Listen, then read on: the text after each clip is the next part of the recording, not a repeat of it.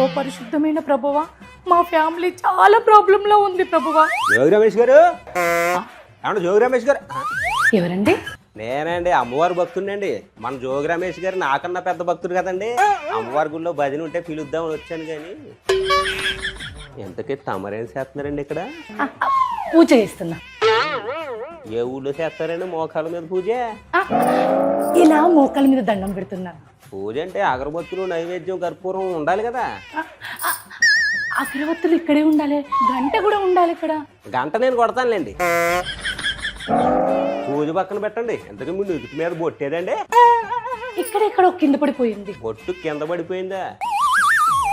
మీ కట్టు బొట్టేంటో ఇప్పుడు బయట పడిపోయింది.